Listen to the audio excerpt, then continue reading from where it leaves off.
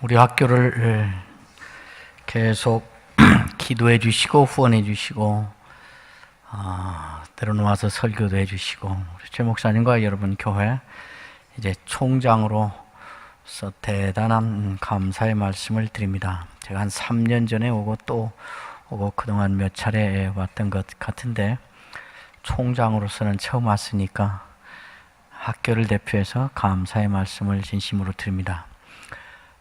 제가 한 20년 전부터 설교자 하우스라는 단체를 만들어서 우리 목회자들의 설교와 또 설교자 양성하는 일을 하고 있는데, 사실 우리 최상근 목사님이 신학교 3학년 때 저와 함께 이 설교자 하우스 단체를 만든 장본인이기도 합니다. 졸업하고는 우리 목동에서 모이는데 2주에 한 번씩 모일 때마다 부산에서 서울까지 비행기를 타고 다니면서 설교를 함께 공부하고 그랬던 기억이 새록새록 납니다. 여러분 아시는 대로 사람은 누구나 할 것 없이 신자건 불신자건 예수를 믿건 말건 한 사람도 예외 없이 다 하나님이 이 땅에 태어나게 하셔서 이 땅에 나와 살기를 시작합니다. 또 사람은 한 사람의 예외도 없이 누구나 예수를 믿건 말건 신자건 불신자건 상관없이 하나님께서 이 땅에 살게 하신 동안만 살 수 있습니다. 자기 의지로 삶을 시작하지 않고 자기 계획에 따라 삶을 마감하지 않습니다. 그러므로 사람은 앞만 보고 열심히만 살면 되는 것이 아닙니다. 살다가 한 번씩은 멈추어 서서 물어봐야 됩니다. 사람은 어떻게 살아야 인생이 가치가 있는 것인가? 무엇이 나의 인생을 의미 있게 하는 것인가? 한마디로 요약하면 사람은 무엇으로 사는가 하고 한 번씩 물어봐야 됩니다. 특별히 신자는 더욱 그렇습니다. 여러분, 사람은 무엇으로 삽니까? 돈으로 삽니까? 예, 돈이 있어야 삽니다. 그러나 우리 가운데에 제법 많은 부자들 가운데에서 제법 많은 수가 그 돈 많은 것 때문에 오히려 위험한 삶을 살거나 우울한 삶을 살거나 불안하고 초조한 삶을 삽니다. 그 돈 많은 것 때문에 여러 곳에서 여러 사람의 인생을 망가뜨리고 사람을 서럽게 하고 괴롭게 하는 그런 일들을 하기도 합니다. 그 돈을 어떻게 지킬 것인가 때문에 밤잠을 못 자며 살다가 정신병을 드나드는 사람이 하나둘이 아닙니다. 여러분 기억하시겠습니다마는 오래전에 우리나라 손가락 안에 드는 재벌 총수가 강남에 있는 자기 빌딩 10층에서 떨어져서 죽었습니다. 실수로 발을 헛디뎌 떨어져서 죽은 게 아니라 떨어져 죽기로 작정하고 떨어져서 자살해서 죽었습니다. 이런 것들을 보면 사람은 돈이 있어야 사는 것은 분명하지만 사람은 돈으로 사는 것이 아닌 것은 분명합니다. 사람은 무엇으로 사는가? 건강으로 사는가?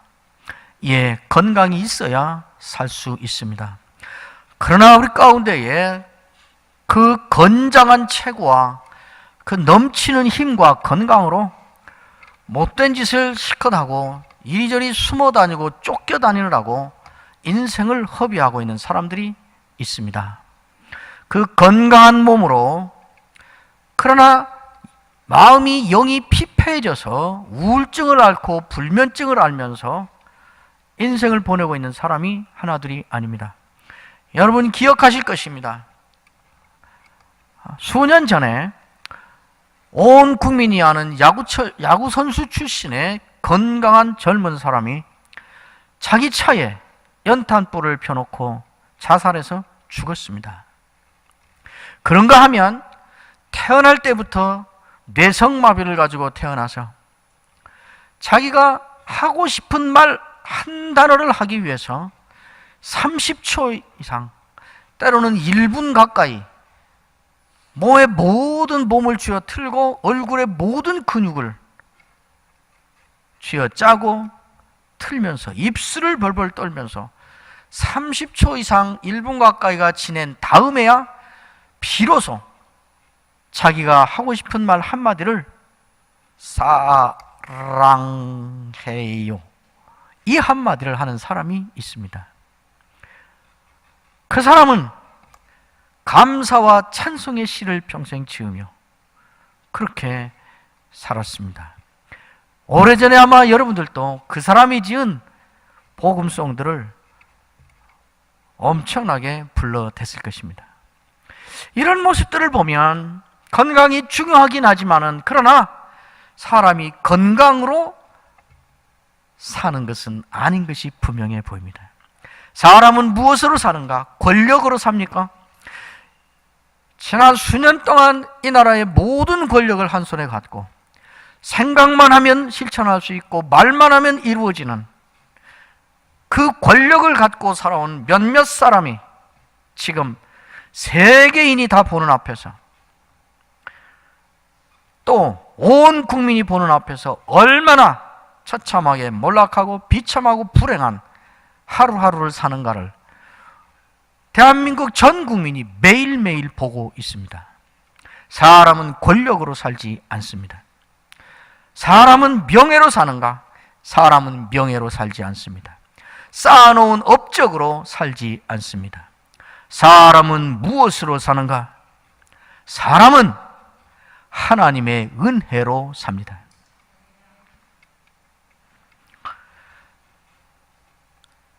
이 땅의 모든 것을 한 손에 움켜 잡았어도 한 가지 하나님의 은혜가 없으면 그거 잠시 잠깐 후에 흙먼지 될 수 있습니다. 그것 때문에 오히려 불행하고 우울하고 괴로운 인생을 살 수 있습니다. 아무것도 가진 것 없어도 한 가지 하나님의 은혜를 가졌으면 어떤 상황에서도 당당해하며 떳떳해하며 감사하며 즐거워하며 살 수 있습니다. LA에서 목회하는 제 후배 목사님의 처제는 40대 초반에 말기암에 걸렸습니다. 40대 초반에 신앙생활 잘하는 신자였습니다. 얼마나 억울하고 원통했겠습니까? 얼마나 하나님이 원망스러웠겠습니까? 투병을 하다가 어느 날 이 집사님이 흰 봉투 하나를 요청했습니다. 갖다 주었습니다.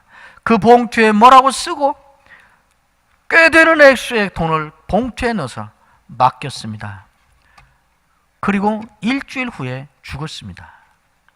자기가 이제 죽으면 장례를 치러줄 사람들에 대한 고마움과 자기 장례식 예배를 드릴 것을 생각하며 감사한 마음으로 감사 헌금을 드리고 죽었습니다.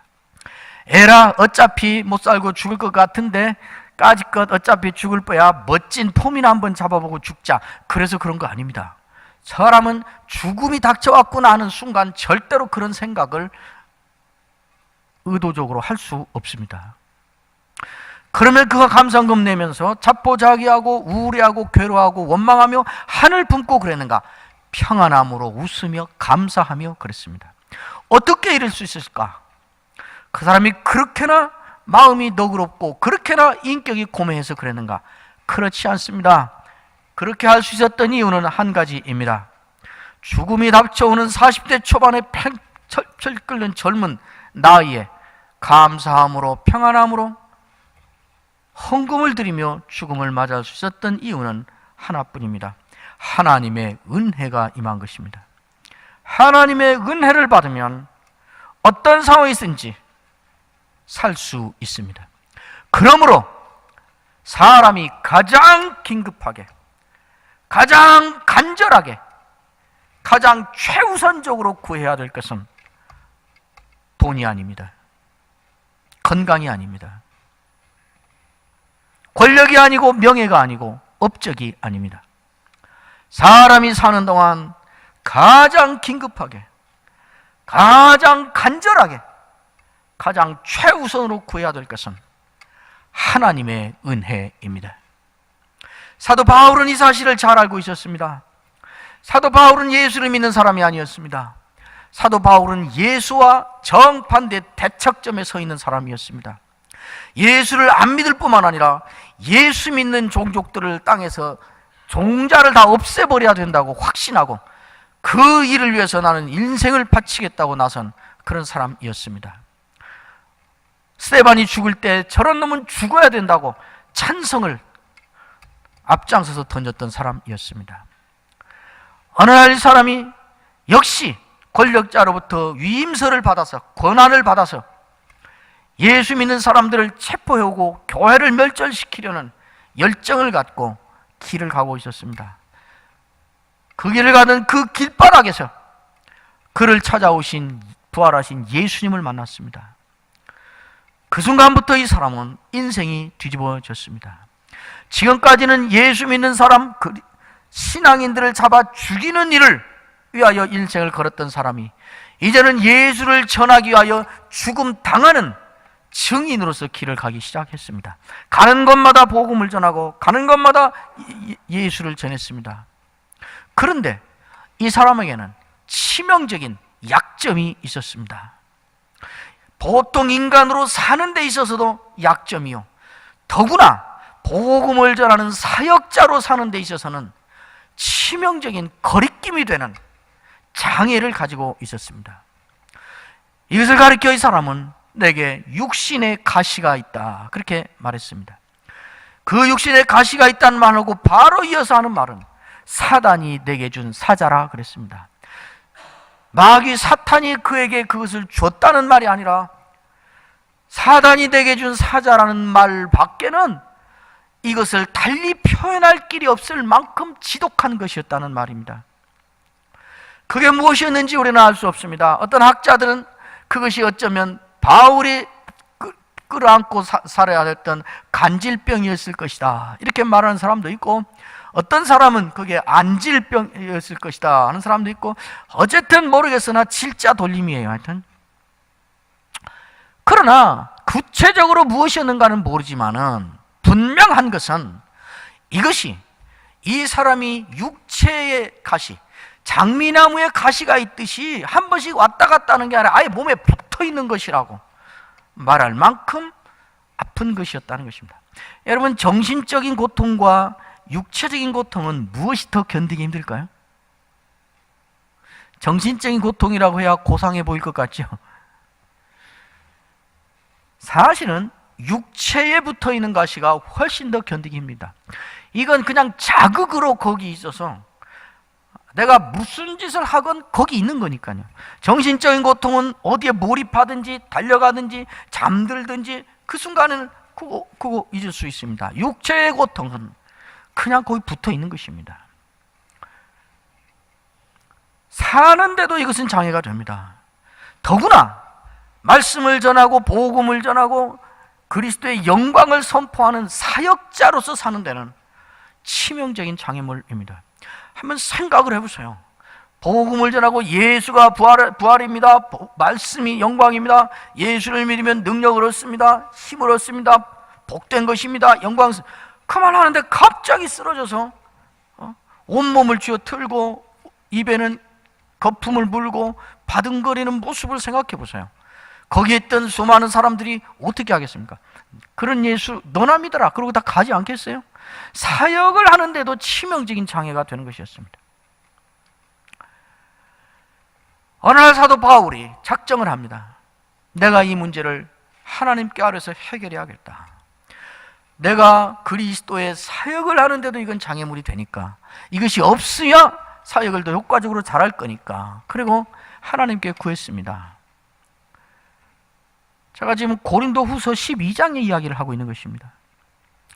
내가 이 일이 없어지기를 위하여, 이것이 떠나가게 하기 위하여 하나님께 3번을 간구하였다. 300번을 해도 모자랄 텐데 3번밖에 안 했단 말이야? 이 말이 아니고 내 개인적으로 가지고 있는 고통과 괴로움과 이 장애와 거침을 없애주도록 하나님과 1대1로 간절하게 이 문제를 가지고 매달린 적이 있었다 하는 말입니다. 얼마가 지났는지 알 수 없지만 하나님께로부터 응답이 왔습니다. 응답의 내용이 매우 분명했습니다. 그리고 매우 간단했습니다. 응답은 이것이었습니다. 그냥 가지고 살아. 이것이었습니다. 그리고 덧붙여서 하나님 말씀하기를 그것이 너에게 주는 나의 족한 은혜야 그랬습니다. 약이라도 올리듯이 한마디는 바로 하나님은 그 뒤에 다른 말을 덧붙였습니다. 그것이 너의 약한 데서 나타나는 나의 온전한 능력이야 그랬습니다. 어떻게 생각하세요? 무슨 은혜가 있다이가 있어요? 이게 무슨 은혜예요? 이렇게 괴로움을 주고 이렇게 장애가 되는 이것을 없애달라고 구했으면 없애주는 것이 은혜지. 그렇죠? 이것을 빼버리는 것이 능력이지. 그냥 그대로 가지고 살아. 이것인데 그게 어떻게 은혜요? 그것도 온전한 족한 은혜가 되냐고요. 이것을 빼서 해결해야 능력이지. 속수무책으로 그대로 가지고 사는데 그게 무슨 능력이고 그것도 온전한 능력이 되냐 그 말이에요. 우리 신앙생활 하면서 여러분 자주 그런 경험 하잖아요. 사도 바울은 왜 고민이 안 됐겠습니까? 아니 뭐 예수 믿는 게 있다가 있어. 아니 기도하면 응답해 준다더니 내 사업을 잘 번성케 해주시면 제가 다른 욕심 안 부리고 가난한 사람에게 나눠주고 선교사 보내고 예배당 짓고 좋은 일에 다 쓰겠습니다 하고 열심히 새벽마다 와서 기도했더니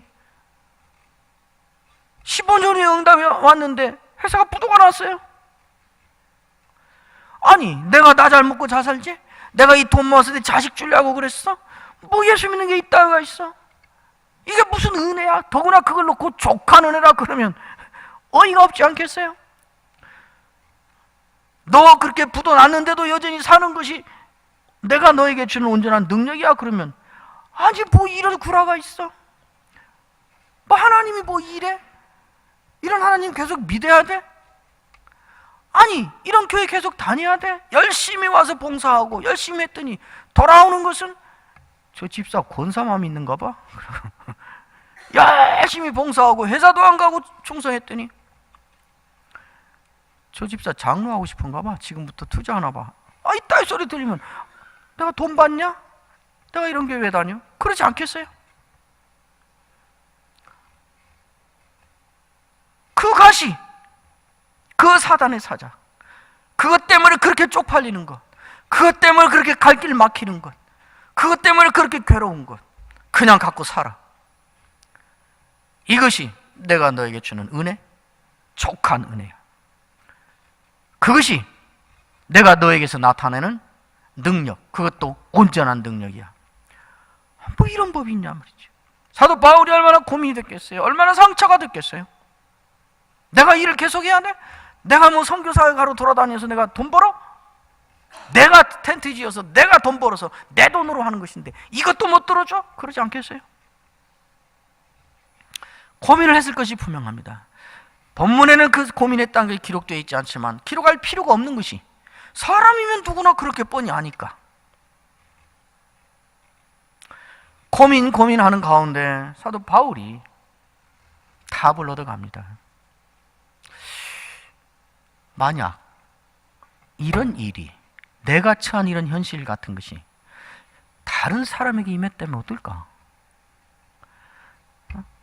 다른 사람들이 이런 일을 당하면 일반 사람들이 어떤 반응을 할까 생각하지 않았겠어요? 그럼 어떻게 할 것 같아요?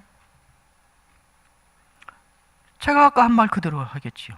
뭐 예수 믿는다는 게 있다가 있어? 뭐 신앙생활이 이래? 뭐 하나님이 이래? 이런 하나님이야? 그럼 내가 왜 그런 하나님을 믿어? 뭐 내가 왜 예수를 왜 계속 믿어? 뭐 이따위로 되는데 내가 왜? 그러지 않겠어요? 그럴 것이 분명한데 희한하게도 사도 바울은 자기가 볼 때 그런데도 여전히 그 길을 가고 있는 것이에요. 그런데도 여전히 그 일을 하고 있는 것이에요. 서운한 마음은 문득문득 들지만, 괴로운 마음, 의심과 원망은 문득문득 스쳐가지만, 그래도 그것 때문에 떠나면 안 되지, 이것 때문에 내가 예수를 버릴 수는 없지, 그 문제 때문에 내가 교회를 안 나갈 수는 없지, 그것 때문에 내가 복음 전하는 일을 내버리고 갈 수는 없지. 그래서 여전히 그 길을 가고 있는 것이란 말이죠. 이 일이 어떻게 해서 일어난 것인가를 알게 된 것입니다. 아, 이런 일은 내가 인격이 고매해서, 내가 마음이 착해서, 내가 사람이 훌륭한 사람이라 일어난 일이 아니고, 자연인 그대로라면 누구도 이런 상황에서 이 길을 계속할 사람이 없는데 나는 어떻게 여전히 이 길을 가고 있는 것인가? 아, 이것이 하나님의 은혜였구나 하는 것입니다.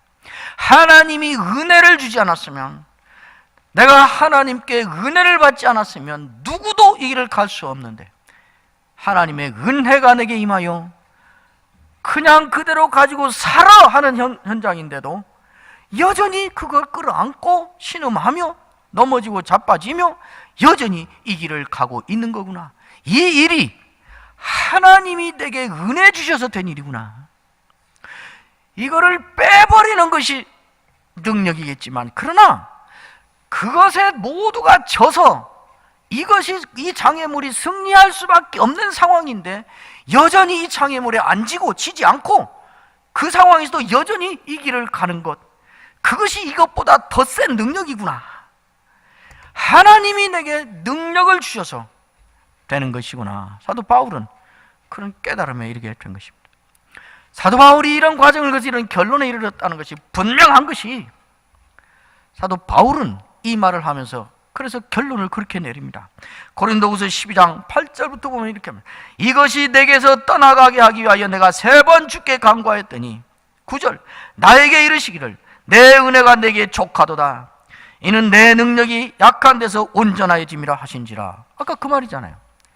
그리고는 이게 왜 은혜요, 이게 왜 능력인 것인가를 사도 바울은 깨달은 것입니다. 그리고 그러니까 바로 이어지는 말이, 그러므로 도리어 크게 기뻐함으로 나의 여러 약한 것들에 대하여 자랑하리니 이는 그리스도의 능력이 내게 머물게 하려 함이라. 그러므로 내가 그리스도를 위하여 약한 것들과 능욕과 궁핍과 박해와 곤고를 기뻐하노니 이는 내가 약한 그때의 강함이니라. 이게 왜 은혜인 것이고 왜 능력인 것인가를 사도 바울은 드디어 깨닫게 된 것입니다. 우리에게도 그렇습니다. 이걸 빼내는 것이 능력이겠지만 그럼에도 불구하고 나의 길을 가는 이걸 이기는 능력이 된 것입니다. 이것 때문에 사도 바울은 여러 곳에서 이걸 한 사람의 삶을 당당히 삽니다. 골로새서 1장 뒷부분에 보면 그렇게 말합니다. 내가 너희를 위하여 받는 괴로움을 기뻐한다 그럽니다. 괴로움이 기쁜 미친 사람이 어디가 있습니까? 맞았는데 40에 하나 감한 말을 3번씩 맞았는데 기쁨이 되는 미친 사람이 어디 있습니까? 괴로움이 기쁘단 말이 아닙니다. 야, 매를 맞았더니 신앙생활하다 맞으니까 40에 하나 한 몽둥이 찜질을 당했는데 예수 믿으면서 맞으니까 그게 마사지를 받은 것처럼 개운하고 좋아야? 그 말 아니에요. 맞으면 다 싫은 거예요. 사도 바울처럼 자존심 강한 사람이 밤중에 광주리를 타고 벽을 타고 내려와서 도망갈 때 얼마나 모욕감을 느꼈어요. 모욕감이 재밌더라. 이런 사람이 어디가 있어요? 싫고 괴롭고 힘들고 쪽팔리고 그러는 고통인데 그 가운데, 그런 현실 가운데에도 즐거움의 틈새가 있더라 말이죠. 그런 현실 가운데서도 감사하고 평안해야 할 희한한 현장이 그 안에 있더라 이 말입니다.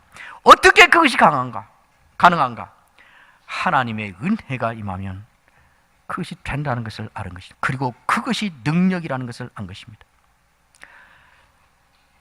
모든 사람들이 약자가 되는 가장 강력한 것이 있습니다. 모든 인간에 대해 가장 강한 것, 그건 죽음입니다. 죽음은 모든 인간의 왕입니다. 그러나 죽음이 맥을 못 추는 사람들이 있습니다. 누굴까요? 죽음을 두려워하지 않는 사람들입니다. 죽음을 두려워하지 않는 사람에게는 죽음은 아무것도 아닙니다. 죽음을 두려워하지 않는 그것이 죽음보다 더 능력인 것입니다. 사도 바울은 하나님의 은혜가 임하면, 하나님의 은혜를 받으면 죽음이 아무것도 아니고 죽음을 이기게 된다는 것을 고린도전서 15장에 가면 끝부분에 가서 그렇게 강조합니다. 사망아 너의 이기는 것이 어디 있느냐? 사망아 너의 쏘는 것이 어디 있느냐? 죽음을 사도 바울은 조롱하고 비웃어 버립니다. 왜? 그리스도 안에서, 하나님의 은혜 안에서 오늘은 영원한 생명을 가진 자라는 그 확인 때문에 그렇습니다. 오늘 여러분이 읽은 에베소서의 말씀은 사도 바울이 에베소 교회에 보낸 편지의 마지막 장의 마지막 한마디입니다. 에베소 교회는 사도 바울이 평생 잊을 수 없는 애틋한 심정으로 가슴에 새겨진 사람들이었습니다. 3년 동안을 눈물로 세워서 거기서 교회를 가르치고 돌보았던 교회입니다. 나중에 사도 바울은 에베소 교회 3년 하고 다른 지역 고린도, 아덴, 아가야 지방으로 갔다가 로마도 보아야 하리라는 마음을 가지고 내가 로마에 가서 복음을 전하리라는 뜻을 청하고 급히 돌아갑니다. 그때 에베소 앞을 거쳐가는데 빨리 가야 되니까 에베소를 들렸다 갈 수는 없고, 에베소를 안 들리자니 그냥은 못 가겠고, 그래서 밀레도라는 항구에 도착해서 가기 전에 가자니 이 길이 지려도 이건 안 되고, 그냥 가자니 저 사람들을 놓고 안 보고 그냥 갈 수는 없고 사람을 보냅니다. 에베소에 한 50km를 이제 걸어가야 되는 길인데 내가 거기를 들렸다 갈 수는 없는데 그냥 갈 수는 없으니 당신들이 좀 나오면 안 되겠느냐 그랬더니 에베소 교회 장로들이 우르르 하고 밀레도라는 항으로 나왔습니다. 거기서 사도 바울이 장로들을 앉혀놓고 여러 말을 합니다. 내가 이제 심령의 매임을 받아 예루살렘으로 가는데 거기서 무슨 일을 당하는지 알지 못한다. 오직 성령이 각성해서 내게 말하기를 네가 지금 가려고 하는 그 길을 계속 가면 거기는 결박과 환난이 기다리고 있다고 성령이 내게 증언한다. 성령도 내가 가는 길을 말린다. 그러나 나의 달려갈 길과 주 예수께 받은 사명, 곧 하나님의 은혜의 복음 증거하는 일을 마치려면, 이 말은 내가 로마에 가서 복음을 전하는 이 일을 하기 위해서라면 그 말입니다. 나는 결박과 환난 정도가 아니라 내 생명을 주어버리고라도 나는 그 길을 간다. 나는 내 생명을 조금도 귀한 것으로 여기지 아니하노라, 그 말입니다. 그 자리에서 장로들에게 한 말입니다. 그리고 이어서 내가 떠나면 이리떼들이 나와서 교회를 해칠 것이고 거짓 선생들이 나와서 교회를 어지럽게 할 것이다. 그러나 내가 어떻게 눈물로 교회를 세웠는지 당신들이 다 보았지 않느냐? 내가 떠나면 당신들이 교회를 책임져다오 부탁을 합니다. 그리고 이제 우리가 서로 다시는 우리의 얼굴을 보지 못하리라. 그랬더니 장로들이 무릎을 꿇고 목을 끌어안고 거기서 울고 통곡하고 기도하고 헤어졌습니다. 그게 마지막이었습니다. 그렇게 헤어지고 열의 세월이 지난 후에 사도 바울은 지금 로마에 가서 죄수로 붙잡혀서 감옥에 갇혀 있습니다. 감옥에 갇혀 있어서 거기서 에베소 교회 사람들 생각하면서 편지를 쓰고 있습니다. 그 편지가 오늘 우리가 읽은 에베소서입니다. 에베소에서 구원에 대하여, 하나님과의 화목에 대하여, 교회에 대하여, 성령에 대하여, 신자의 삶에 대하여 여러 말을 한 다음에 사도 바울은 마지막 말을 하고 있는데 그의 마지막 말이 오늘 우리가 읽은 이 한 절입니다. 사실은 사도 바울은 편지의 마감은 그 앞절에서 이미 했습니다. 23절을 보시면 아버지 하나님과 주 예수 그리스도께로부터 평안과 믿음을 겸한 사랑이 형제들에게 있을지어다. 그러면 이 편지를 받는 사람들은 뭐라고 할까요? 아멘 하겠죠. 그러면 끝인 거죠. 그러니까 이 종결로라 그 말이에요. 23절이 그 축도까지 다 했단 말이죠. 그런데 문득 생뚱맞게 24절이 거기 더 붙어 있습니다. 축복했고 종결했고 아멘까지 했는데 24절이 또 붙어 있어요. 우리 주 예수 그리스도를 변함없이 사랑하는 모든 자에게 은혜가 있을지어다. 저는 사도 바울이 이 말을 덧붙일 때 심정을 너무 잘 이해가 돼요. 저도 11년간 담임 목회를 해봤는데 이 담임 목회라는 사람들은 제 이 말이 정말 실감이 날 거예요. 에베소 교회 사람들은 사도 바울에게는 내가 뭔가를 줄 수만 있다면 가장 좋은 것을 주고 싶은 사람들입니다. 저도 목회할 때 교회하는 응답은 안 되고 어려움은 겪고 정말 착한데 일은 안 풀리고 어제 한 달 동안을 새벽마다 가서 하나님께 기도했다니까요. 하나님, 제가 하나님이면 좋겠습니다. 내가 하나님이면 다 주어서 하겠는데 안 주세요. 그 심정입니다. 에베소 교회 너희들 생각할 때 내가 뭔가 너희들에게 줄 수만 있다면 세상에서 가장 좋은 것을 주고 싶다. 그런 사람들에게 말이 다 끝난 다음에 덧붙여서 뭔가를 주고 싶은 심정을 표현한 것이 이 마지막 절이에요. 뭐라고 그래요? 한번 읽어보실래요? 같이? 시작.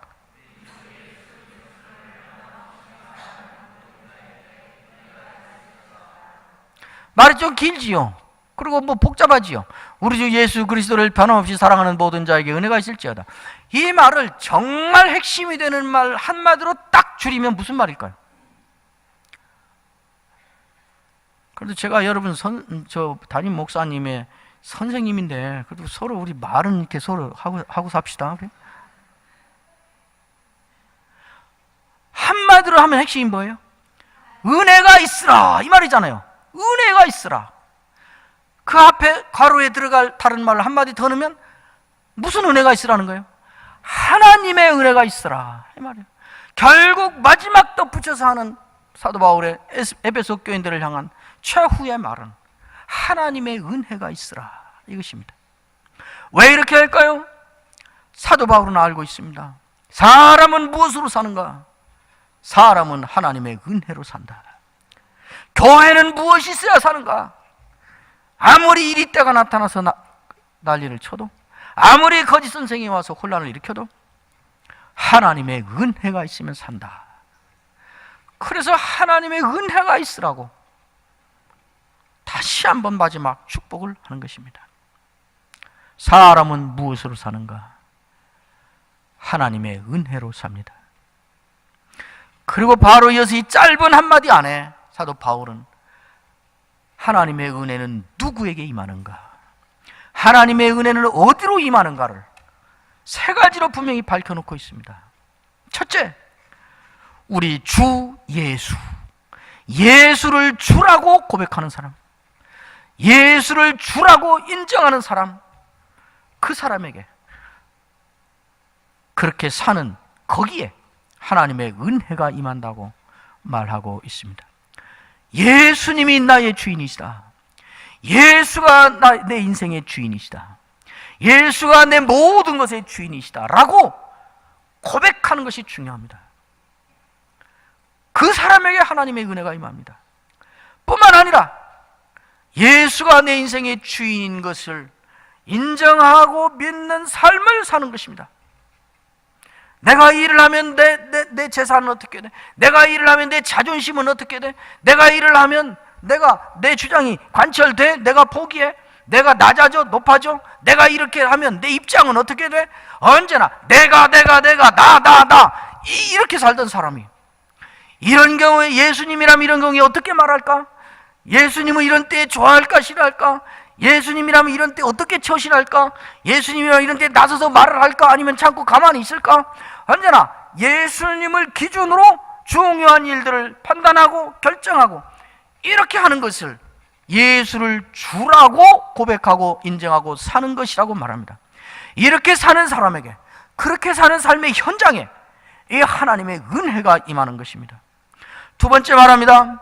우리 주 예수 그리스도, 예수를 그리스도라고 고백하고 예수를 그리스도라고 인정하고 예수를 그리스도라고 믿고 붙잡고 사는 사람에게, 그가 사는 삶의 현장에 하나님의 은혜가 임하는 것입니다. 그리스도라는 말은 기름 부음을 받았다는 말입니다. 달리받고 말하면 건전했다는 말입니다. 더 쉬운 다른 말로, 보편적인 말로 바꾸면 예수는 그리스도라는 말은 예수는 구원자라는 말입니다. 예수가 나의 구원자시다. 나를 구원할 리가 예수다, 이렇게 고백하는 사람, 이렇게 믿는 사람, 그 사람에게, 그 사람이 사는 삶의 현장에 하나님의 은혜가 임하는 것입니다. 예수님은 십자가의 죽으심으로 모든 인간의 죄를 대신 걸머지고 죽었습니다. 우리 인간은 다 죄인입니다. 우리는 죄를 지어서 죄인이 되는 것이 아니라 죄인이어서 죄를 지는 것입니다.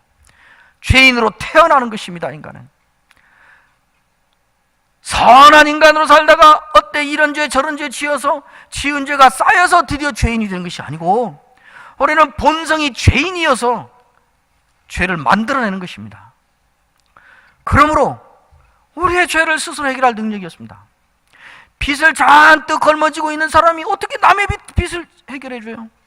그러니까 우리의 죄는 하나님이 죽어야만 되는 것이었습니다. 예수님은 하나님이십니다. 하나님이 십자가에 죽어서 우리 죄를 다 해결하고 구원자가 됐습니다.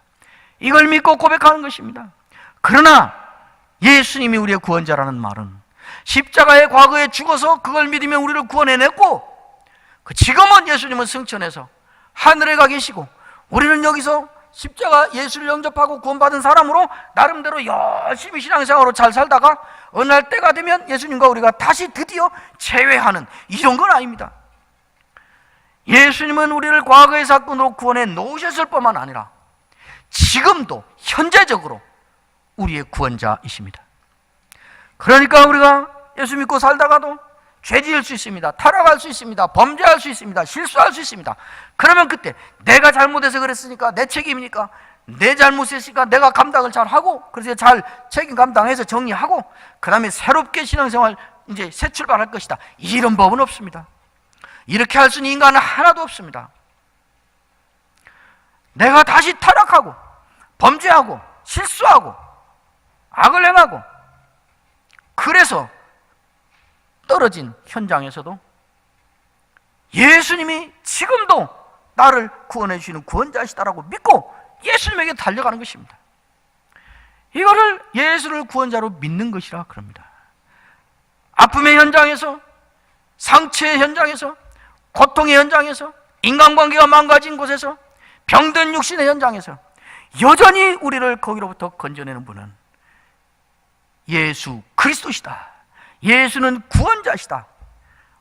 과거에 우리를 영원한 데서 구원할 구원을 완성하셨을 뿐만 아니라 지금도 현재적으로 여기서 구원의 일을 계속하시는 나의 구원자시다. 이거를 믿는 그 사람에게, 그렇게 사는 그 삶의 현장에 하나님의 은혜가 임하는 것입니다. 사도 바울은 이것이 너무 분명했습니다.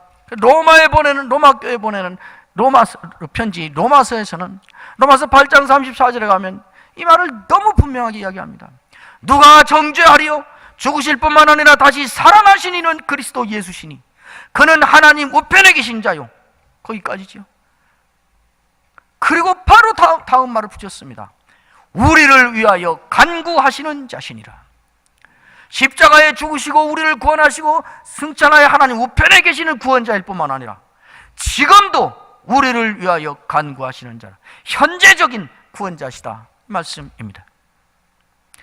그 말씀이 끝나자마자 사도 바울은 35절부터는 긴 이야기를 벅찬 가슴으로 부르짖듯이 아우성을 치듯이 계속 쏟아내고 있습니다. 누가 우리를 그리스도의 사랑에서 끊으리요? 환난이나 공고나 핍박이나 기근이나 위험이나 적신이나 칼이랴. 우리가 종일 주를 위하여 도살당할 양같이 끌려감을 받았나이다. 그러나 이 모든 일에 우리를 사랑하시는 이로 말미암아 우리가 넉넉히 이기느니라. 사망이나 생명이나 높음이나 깊음이나 장래일이나 천사들이나 어떤 피조물이라도 내가 확신하노니 우리를 그리스도 예수 안에 있는 하나님의 사랑에서 끊을 수 없으리라. 그리스도 예수의 사랑에서 끊을 수 없다는 것, 우리를 사랑하시는 그 사랑으로 넉넉히 이긴다는 것, 어떤 피조물이라도 우리를 그리스도 예수의 사랑 안에 있는 하나님의 사랑에서 끊을 수 없다는 것, 숨이 넘어갈 듯이 급하게 몰아치면서 반복하는 이 말은 결국 무슨 말인가? 예수 믿고 얻은 구원을 말하는 것입니다. 구원을 받은 자에게 이 말 하나님의 은혜를 놓고 말한 것입니다. 이렇게 자신 있고 당당하고 떳떳하게 외치면서 개선장군처럼 외치는 이 사람이 살고 있는 실제 현실은 무엇인가? 로또 맞았는가? 길거리 가다가 다이아몬드 덩어리를 주었는가? 무슨 일이 일어난 건가? 환난, 공고, 핍박, 기근, 위험, 적신, 칼, 죽음이 눈앞을 어를거리는 도살장으로 끌려가는 양 같은 죽음이 눈앞에 언슬거리는 현실, 이 현실입니다. 무슨 육신의 가시, 무슨 사탄의 사자 같은 거리낌, 이 정도가 아닙니다. 그러한 처지에서 이 사람은 이렇게 당당하게, 이렇게 떳떳하게, 이렇게 살고 있다고 외치고 있는 것입니다. 무엇이 이걸 가능하게 한 것인가? 하나님의 은혜인 것입니다. 하나님의 은혜가 임하면 이렇게 살 수 있다고 하는 것입니다. 이 은혜가 예수는 그리스도시다, 예수가 나의 구원자시다 라는 사실을 믿고 받아들이고 그 삶을 사는 그 사람에게, 그 삶이 사는 그 삶의 현장에 이 은혜가 임한다고 말하는 것입니다. 마지막 세 번째, 누구에게 은혜가 임하는가를 사도 바울은 말합니다.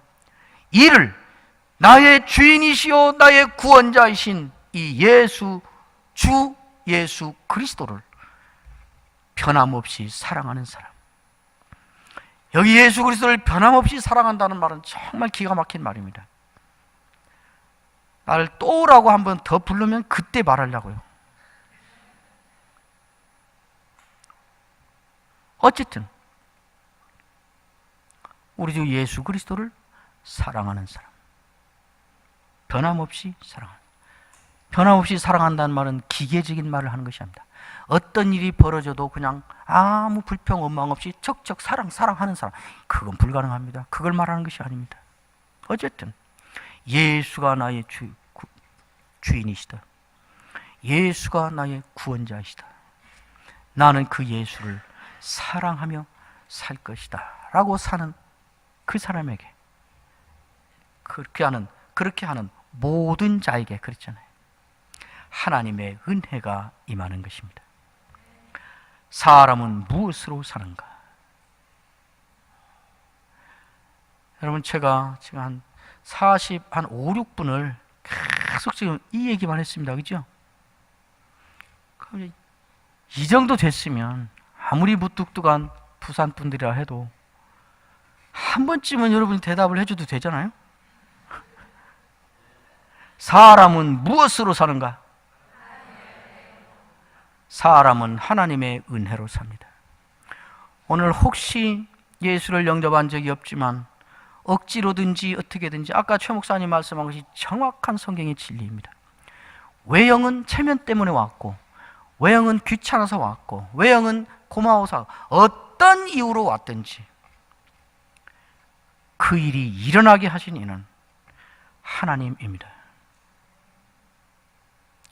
이 자리에 앉은 여러분 모두가 이미 신자의 시간, 아니면 아직 신앙의 발을 들여놓지 않은 구경꾼의 위치에 아직 서 계시는 분이건, 신자건 불신자건 예수를 믿건 말건, 이 한 가지 사실은 절대로 진리입니다. 사람은 하나님의 은혜가 있어야 살 수 있습니다. 이 은혜를 받아 누리는 여러분이 되시고, 여러분의 자녀에게 가장 긴급하게, 가장 간절하게, 최우선적으로 죽기 전에 물려줘야 될 가장 좋은 것도 하나님의 은혜 있는 사람으로 살도록 이것을 물려주는 것입니다. 여러분의 교회가 다른 것은 좀 뒤떨어진다 해도 하나님의 은혜가 언제나 있는 그런 교회가 되기를 주의 이름으로 축원합니다.